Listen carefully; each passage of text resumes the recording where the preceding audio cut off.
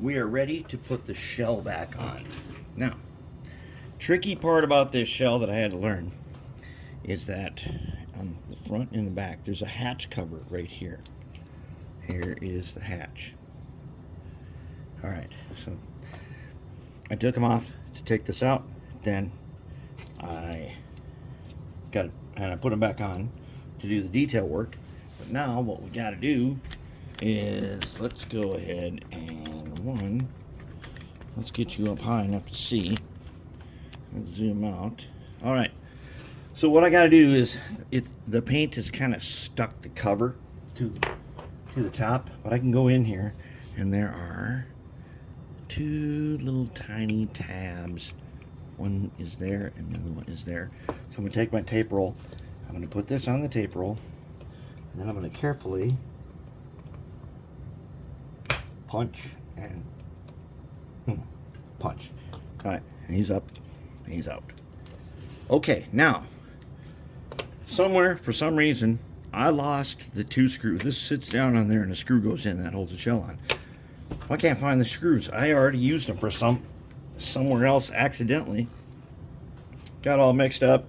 Directions got all fouled up because, you know, we're on the way to the bingo hall and one thing led to another, and here we are. But I have this kit, and if you don't have this kit, this is a kit you might want to get. It's $10, and it has all the metric screws, and this is Roco, so these screws should be mostly metric, and it has all the tiny screws. These screws are smaller than a size 256, and they are specially used a lot in brass stuff. But this kit, it's a lifesaver. I just started matching them, and I took the biggest one out and I guessed on the first try, and it fits these threads because this is threaded, and you can't just put any old screw in there because it doesn't work. So now if I put this guy down just right,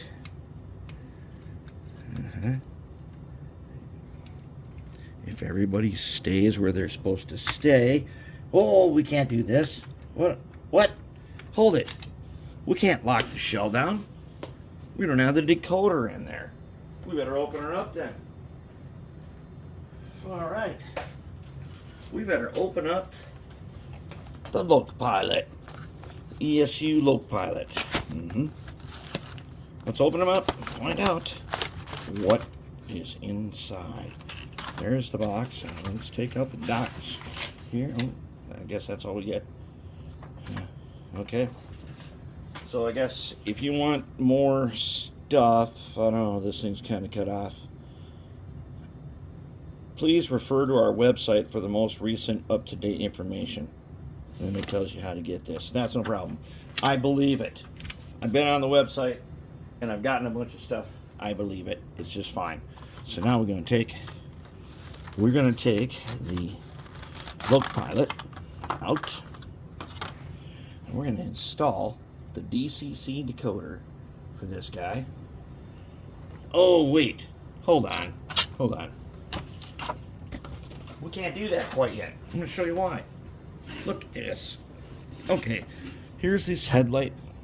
Wait, you're going to be able to see this. Okay, right here is this headlight bracket right there. Like, see that? And this one has already fallen down. See that? I want to goop those guys just a tiny bit so they don't fall down. Now, they got to be removable, but I think just a tiny dot of goop is going to hold them where we want to hold them. So we can take the goop, take our knife. Let's get some good stuff.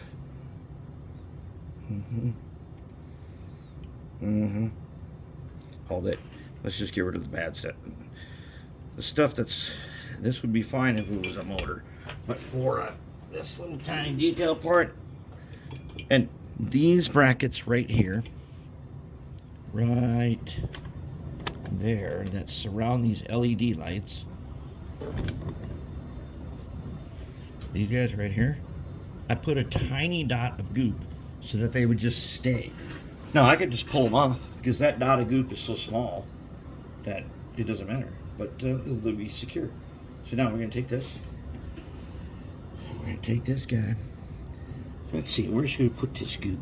I want to put it around this post. I don't want it to get in the way of any lights, so I'm just going to put it like right there. Like that. Okay. Now let's see if we can put it back in place. For that, we're going to take tweezers. Let's take our tweezers here. And let's go ahead and put this guy in. This tape on the bottom that I showed you before, there's tape down there. There's black electrical tape. That little thing fits in this little hole right there. And there's our little dot of goop. Just like that. You know what? Now he's going to be just fine. This tape kind of sticks to it, but not really. It does a little bit. But with that dot of goop on there, we won't need to worry about it. That tape will hold. It's not super strong. It's holding this guy sort of, but he falls forward. So let's get him a tiny dot of goop. If we can. Which I know we can. Let's see if we can get that dot of goop. Gotta have a clean blade for that. Okay, so let's get that dot of goop out of here. It's from the good stuff. Way down here. Yeah. Yep. Okay, there. Now we got a tiny dot of goop. And we'll put that tiny dot around this guy. I don't want it to block the light, but I want him to be, let's say, underneath and around the post and underneath. And it's drying really fast because it's so small. And there, that's good. Good enough right there. All right, now, when it comes time to do maintenance on this guy in the future, or if we ever do sound or something, the little dot of goop isn't going to matter. What it's going to do is it's going to hold as long as we want to hold, and then it's going to release when we want to, and nothing will be broken. It's not going to rip up anything. This isn't super glue. It's more like attaching a rubber band, and using goop to do your stuff is very handy. When we do cab shades on that B23-7, we're going to goop those. So, because, you know, lay it down on the side, it's probably going to get broke off. Anyways, now we're ready to, let's lower the cab, or the shell, over the cab. Let's get him. Ooh, all the way down. There he is. And, check it out. There is where that screw goes. So now I picked out 2 M1.7s. Let's see if they will actually do the trick here. Let's hope they're not too long or something. I have no idea what I used those other 2 screws on. They were over here in my pile. I think they went into a Bowser C636 or something. I don't know, but oh, it's gonna be a close one. Hitting the bottom.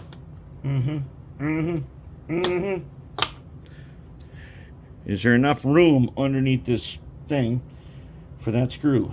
It might be close, and it might not work. No, it is going to be it's close, but not good enough. So what do we do?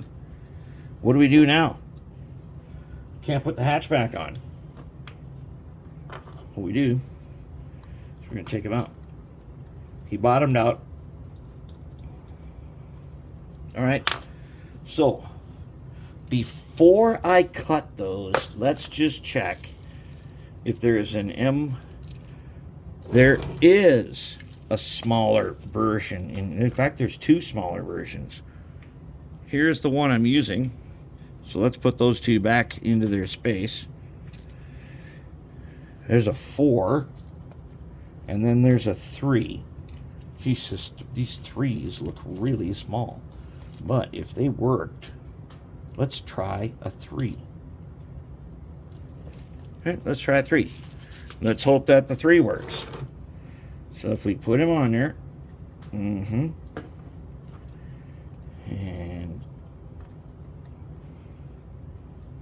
down he goes.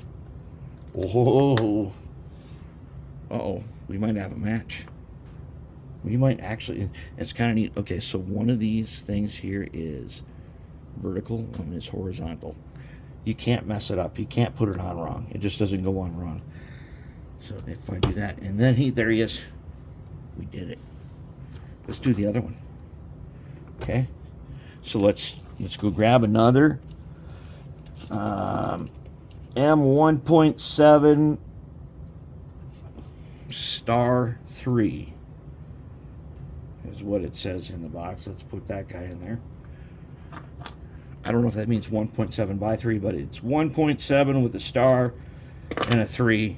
That means that 1, I'm barely holding this, and 2, we need to get him back in there. All right, let's get him back in there. All right. So, if you guys don't have this kit, it's well worth your time because it's only $10. Yes. I think that is on. Oh, no! Crap. We didn't even put it in the decoder. Dang it. All right, then. Let's take them out. Let's take this hatch off. Now we should be able to just take them off. Yep. Let's take the hatch off. Let's take the guy out.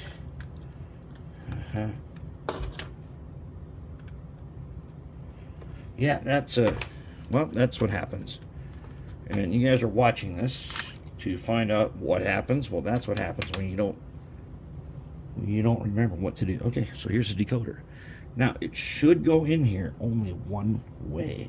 And I'm looking on here, and there's a missing pin right there. You see the missing pin? Okay. And on here, there is a space. So that pin isn't missing. That means you can't put this in the wrong way. He just fits down just like that perfectly, and he's in. Now before I do this, I want to take my scribing pencil and I want to scribe between these two slots here, just in case. I got to make sure that that gap exists. And okay, that one, it looks good. Does this one have a gap? Yes, indeed, it does. Okay. I don't know why that extra pad is there, so I'm not going to take any chances. I'm going to check to see if it has a gap. Okay, now let's go back and do this again. Let's put the shell down. All right. Okay, so did we forget anything else? The decoder is in there. We matched the screws. We've got one hatch here and one hatch here. All right, so let's go ahead. Let's reinstall the screws again.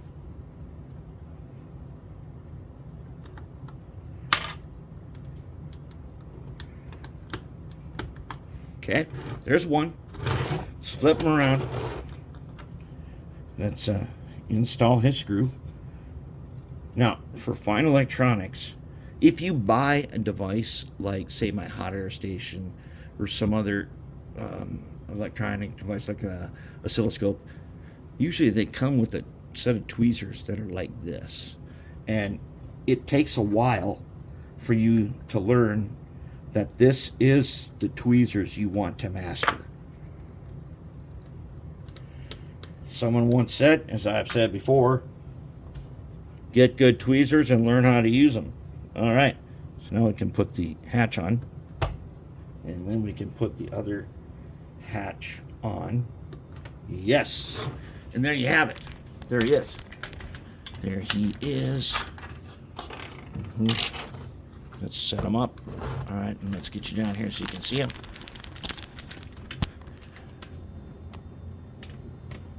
There he is.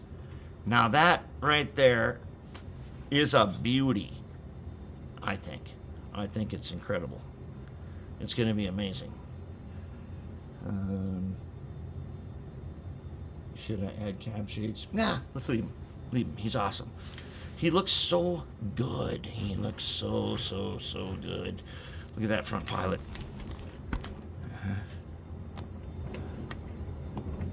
I put a couple reflectors on.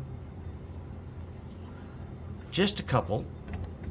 So one in the front, one in the back, and one on each side. There he is. Beauty. There he is again. Beauty. All right, and the couplers are ready, and we've already checked them with the height gauge. Decoder's in. That means all we got to do is program it, and then we got to run it and do a final reveal. All right, I'm going to program it, then we're going to reveal it.